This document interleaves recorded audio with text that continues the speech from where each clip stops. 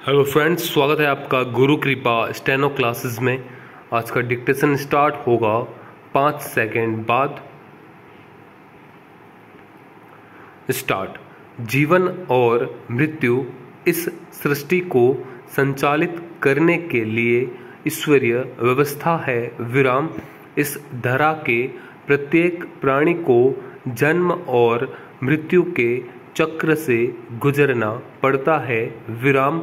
पंच भौतिक शरीर के साथ जीवात्मा का संयोग जीवन अर्थात जन्म कहलाता है तथा इसी भौतिक शरीर से जीवात्मा का वियोग होना मृत्यु कहा गया है। विराम।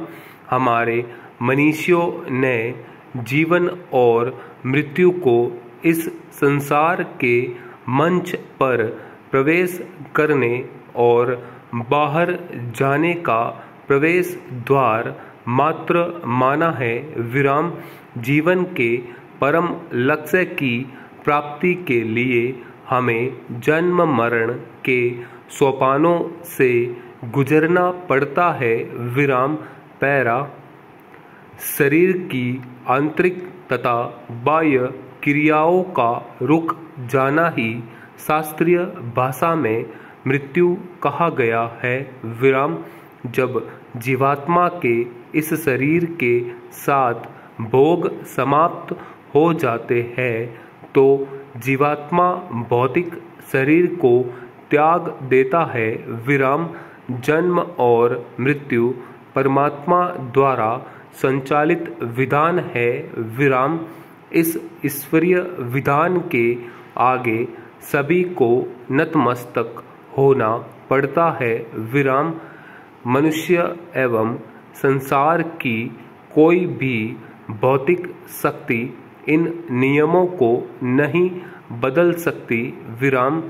गीता में भगवान श्री कृष्ण ने बताया है कि जिस प्रकार मनुष्य जीर्ण शीर्ण वस्त्रों को उतारकर नए वस्त्र धारण करता है उसी तरह आत्मा भी जर्जर अशक्त शरीर को त्याग कर नया शरीर धारण करता है। विराम। प्रकृति माता मनुष्य को मृत्यु के रूप में बुलाती है और नए वस्त्र पहना कर फिर संसार के क्रीड़ा क्षेत्र में भेज देती है। विराम। पैरा।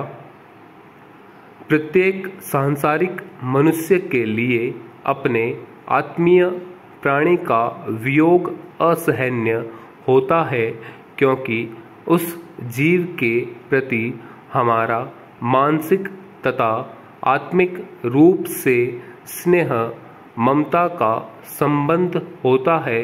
विराम। दार्शनिकों ने मृत्यु को प्रभावशाली चिकित्सा कहा है। विराम। रोगग्रस्त शरीर जब मनुष्य को बोझ लगने लग जाता है तो वह प्रतिपल मृत्यु का इंतजार करता है और यही मृत्यु उसे शाश्वत शांति प्रदान करती है। विराम। प्रभु के इस चिरंतन सिद्धांत जन्म मृत्यु को प्रत्येक अवस्था में प्रत्येक प्राणी को स्वीकार करना पड़ता है। विराम। स्टॉप।